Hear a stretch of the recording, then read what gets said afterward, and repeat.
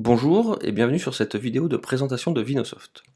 Je suis Benoît, le cofondateur de la solution, et j'aurai le plaisir de vous accompagner tout au long de cette vidéo pour vous présenter Vinosoft, qui est le premier logiciel web de gestion commerciale pour domaine viticole.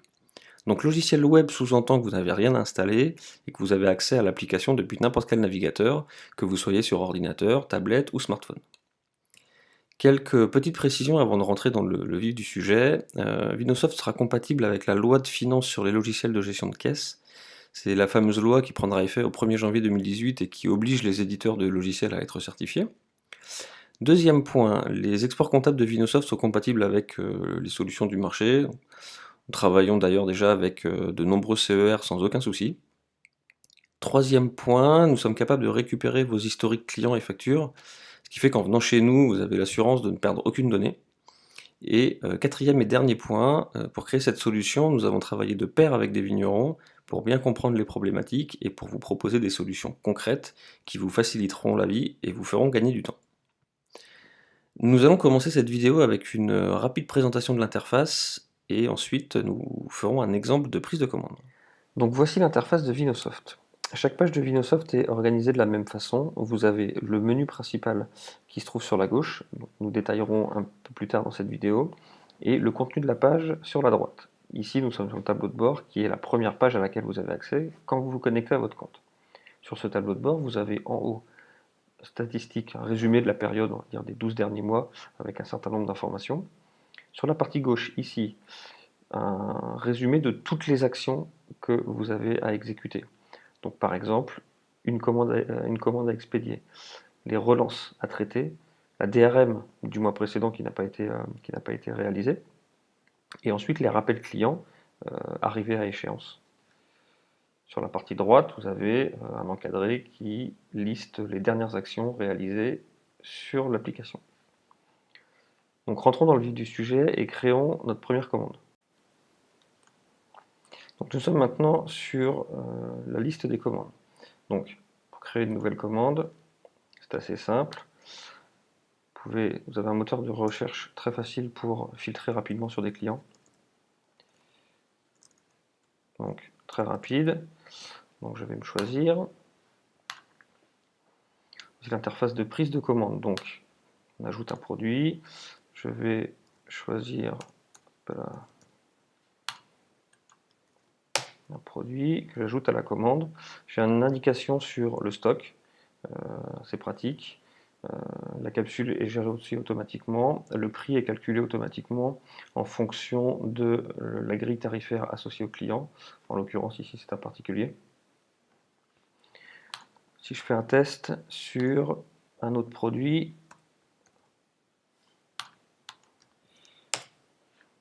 j'aurai une autre indication de stock, qui en fait, en l'occurrence, que sur l'entrepôt du chai, je n'ai pas ces produits.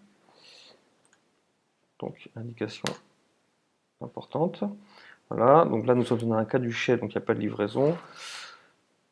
Admettons que voilà, ce soit un client pour lequel il faille envoyer les produits. Il est possible de sélectionner un transporteur, auquel cas le prix est calculé automatiquement en fonction de ce que vous avez renseigné dans l'application. En l'occurrence ici, c'est un forfait de 30 € pour moins de, 24 bouteilles et moins, et un forfait de 1 € la bouteille pour plus. Donc par exemple, si je mets 36 bouteilles, voilà, le prix du port est recalculé automatiquement, et si je repasse à 24 ou moins, on repasse à 30 €. Donc voilà, là en l'occurrence il n'y a pas de transporteur, donc je peux l'enlever. Voilà, ma commande est terminée, je la valide, je la facture, et voilà, ma première commande est validée. J'ai la possibilité d'envoyer la facture automatiquement par mail au client. Voilà, vous avez un contenu de mail typique personnalisable avec la facture en pièce jointe. J'envoie donc la facture au client. J'ai dans l'historique le contenu du mail que la facture en suivi avec en attente qui indique que le mail n'a pas encore été reçu. Donc normalement, je devrais rapidement le recevoir. Le voici. Donc, si je mets à jour la page, il est indiqué que j'ai bien reçu le mail. Et si je l'ouvre, donc je reçois effectivement le mail avec la facture en pièce jointe. Hop. Si je reviens sur l'interface et que je mets à jour la page, j'ai une indication que le mail a bien été ouvert. Voilà. Donc je sais que mon client a bien reçu la facture que je lui ai envoyée. Depuis la même interface, je peux aussi très rapidement ajouter un règlement, dans le cadre d'une commande chèque par exemple, effectivement, où la personne règle en live. Voilà, je peux indiquer qu'effectivement ça a été payé par chèque, le montant total. Cette fonctionnalité peut aussi être utilisée pour faire du multi-paiement. Si vous avez par exemple une commande qui est destinée à deux personnes et que l'une paye en carte bleue et que l'autre paye en chèque, vous pourrez effectivement mettre un règlement partiel. Il n'y a pas de problème à ce niveau-là. Donc maintenant que nous avons vu la création d'une commande, nous allons voir rapidement un exemple un peu plus complet d'une commande déjà renseignée. Donc en fait, il s'agit d'une commande pour un restaurant avec une livraison et le départ d'un entrepôt déporté. Donc on peut voir dans l'historique que la demande de livraison a été envoyée par email. Donc même principe que l'email qu'on a vu tout à l'heure avec la facture envoyée au client. Voilà, vous avez la confirmation de réception et d'ouverture de l'email. Pareil avec l'avis de livraison envoyé au client. C'est une commande qui est passée par un représentant. Donc vous avez ici aussi le calcul automatique de la commission. Donc voilà un exemple de commande un petit peu plus complexe. Donc nous allons maintenant rentrer un peu plus en détail dans les différents menus qui composent l'application. Donc le premier, le menu commande. Donc cette page-là, on l'a déjà croisée tout à l'heure, c'est la liste de toutes les commandes, donc notamment de toutes les factures.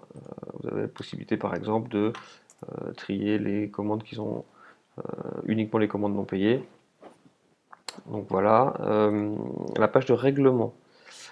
Donc on a vu tout à l'heure qu'il était possible de créer un règlement directement à partir de la commande. Il est aussi possible de créer un règlement depuis cette page. L'intérêt notamment est de pouvoir créer un règlement sur plusieurs factures. C'est-à-dire que là par exemple le restaurant Épicure a fait un virement bancaire qui réglait deux factures. Et pour finir les relances, donc les relances en fait sont configurées de base en plus 15, plus 30, plus 45, même si vous pouvez personnaliser bien sûr. Et tous les matins, les relances sont générées automatiquement. Et ensuite, à vous de choisir ce que vous voulez en faire. Donc vous pouvez l'envoyer par mail, télécharger un fichier PDF pour l'envoyer par courrier, clôturer ou marquer manuellement si c'est un cas particulier. Voilà. Donc, par exemple, ce matin, moi j'ai envoyé celle-ci. Et sur le même principe que les factures ou les bons de livraison, on a une confirmation d'ouverture de la relance. Et le mail qui est envoyé, donc le contenu du mail est personnalisable, possède en pièce jointe la facture pour faciliter le règlement par le client. Donc maintenant, second menu, les clients. Donc ici, nous avons la liste des clients, avec un moteur de recherche sur la droite qui permet de faire des recherches rapides. Par exemple, voilà, je veux chercher les clients alsaciens. Voilà, très simplement. Si je veux chercher un client particulier, voilà. La fiche d'un client. Donc vous avez sur la première page les différentes interactions. Donc vous pouvez ajouter une note, ajouter des rappels, ce qui vous permettra, comme on a vu au début de la vidéo, de recevoir des notifications sur le tableau de bord le jour où la date d'échéance est passée. Vous avez l'historique des commandes, la possibilité de renseigner des tarifs négociés, éventuellement un taux de commission négocié si vous avez des agents indépendants. Vous pouvez aussi renseigner des réservations, donc un stock particulier de certains produits qui sera décrémenté au fur et à mesure que vous prendrez des commandes pour ce client. Et enfin, une page de statistiques qui vous donne un certain nombre d'informations sur le client. Chiffre d'affaires, équivalent bouteille, voilà, top produit. Donc, menu suivant, les produits. Donc là, nous allons faire produits, tarifs et promotions. Donc les produits, donc voilà, c'est le listing produit qui vous permet d'ajouter des produits ou des cuvées. Et pour chaque produit, vous avez les différents millésimes avec les différents contenants. Les tarifs. Les tarifs, en fait, donc, permettent pour tous vos différents produits de gérer les grilles tarifaires. Donc, vous avez ici en l'occurrence une grille CHR en hors taxe, une grille particulière pour lesquelles les prix sont définis en TTC, et vous avez pour chaque quantité la possibilité de définir des prix dégressifs et d'indiquer si vous offrez la livraison ou pas, ce qui se fait relativement fréquemment dans les CHR quand vous faites des francos de port. Et ensuite, un exemple de promotion donc, qui vous permet en fait de définir avec un certain nombre de critères des promotions. Donc vous pouvez définir une promotion offerte avec un montant de réduction ou un pourcentage de réduction sur certains produits uniquement, qui s'appliquent à des grilles tarifaires ou pas, et de filtrer en fonction des dates. Et les promotions s'appliqueront automatiquement lors de prise de commande si les conditions sont remplies. Menu suivant, les stocks. Donc là, nous avons nos différents produits et pour chacun, nous pouvons voir le détail des stocks. Donc là, par exemple, vous avez les stocks en fonction des entrepôts et des contenants. Par exemple, on a vu tout à l'heure qu'on avait un stock réservé à un client et nous avons une commande qui est en attente d'envoi. Donc effectivement, il y a 12 bouteilles qui sont réservées à ce client-là. Vous pouvez aussi gérer votre stock de capsules. Donc le stock de capsules, donc les différents types de capsules, le stock total, qui ensuite est détaillé en fonction de... Donc là, en fait, c'est beaucoup de produits qui sont déjà avec des capsules à poser, mais vous avez par exemple ici, il n'y a aucun produit qui est concerné, ça veut dire que ce sont voilà, un stock de capsules libres. Les mouvements de stock, donc les mouvements de stock en fait retracent tous les mouvements qui sont effectués à chaque prise de commande ou autre. Par exemple, on peut regarder comme type de mouvement les transferts de produits entre entrepôts et on verra que voilà, tous les produits qui vont d'un entrepôt à un autre sont détaillés ici. La possibilité de faire des inventaires. Donc des inventaires, vous avez le stock théorique que vous êtes censé avoir, la possibilité de renseigner le stock réel, et donc ça va générer les différences qui mettront à jour le stock. Et ensuite, vous pouvez par exemple, donc, la liste de vos différents entrepôts, le type de capsule. Voilà. Ensuite, le menu rapport. Donc, dans le menu rapport, vous avez un tableau de bord global qui vous donne des statistiques sur les ventes. Donc c'est un peu le même concept que ce qu'on a vu tout à l'heure sur la page d'un client, sauf que là vous avez des stats un peu plus avancées, notamment sur la catégorie de clients ou la grille tarifaire, et vous pouvez effectivement filtrer sur la catégorie de clients, la grille tarifaire ou voilà, avoir sur une période donnée. Dans les rapports, vous avez aussi une notion importante qui est la DRM. Donc en fait la DRM est générée automatiquement avec toutes les informations des commandes que vous saisissez.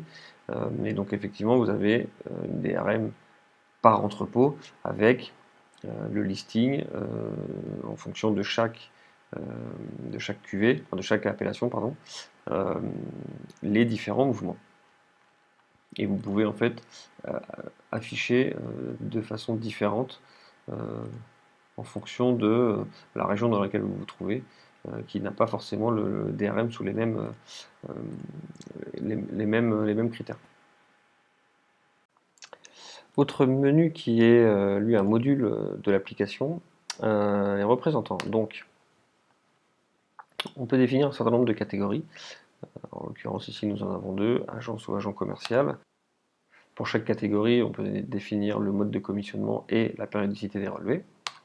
Et ensuite, vous avez pour chaque cuvée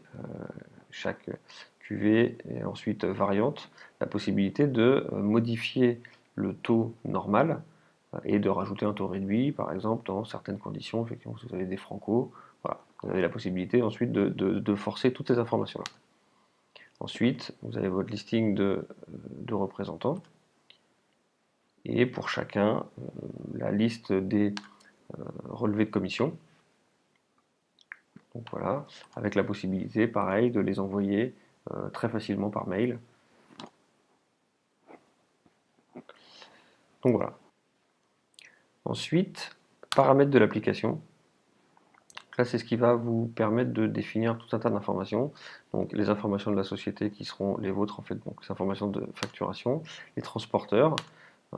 Par exemple, je vais prendre celui-là. On a vu tout à l'heure sur la prise de la commande au début les conditions en fait tarifaires. Donc 30 € si la quantité est inférieure à 24 et 1 € par bouteille au-delà. Les notifications qui vous permettent de personnaliser les mails qui sont envoyés automatiquement par l'application, les différents conditionnements, les grilles tarifaires, les catégories de clients et un certain nombre d'options qui vont vous permettre de faciliter votre utilisation de l'application. Et dernier point, l'aide en ligne qui vous permet en fait de chatter avec Sylvain ou moi-même si vous avez une question. Donc voilà, nous avons fait le tour de l'application. Cette vidéo est désormais terminée. J'espère que vous avez pu vous rendre compte de la facilité d'utilisation et de la praticité de Vinosoft. Nous n'avons malheureusement pas pu montrer toutes les fonctionnalités de l'application car la vidéo aurait été beaucoup trop longue, mais sachez qu'il existe de nombreuses autres fonctionnalités, et notamment la possibilité de générer un site web complètement personnalisable depuis l'application, et également un site e-commerce qui permettra à vos clients de commander et payer en ligne, et à vous de recevoir automatiquement dans l'application la commande et le règlement sans rien saisir. Pour information, pour ceux d'entre vous qui utilisent Plugwine, vous aurez la possibilité d'importer votre fichier client et vos factures automatiquement et donc n'aurez rien à saisir à la main. Avec pour idée, encore une fois, de vous faire gagner du temps, qui est vraiment, j'espère que vous l'aurez compris, le cœur de ce projet. Donc si vous voulez en savoir plus ou si vous avez des questions sur notre application, vous pouvez visiter notre site internet vinosoft.com ou nous envoyer un email, nous y répondrons et échangerons avec vous avec grand plaisir. Je vous souhaite une excellente fin de journée et j'espère à bientôt.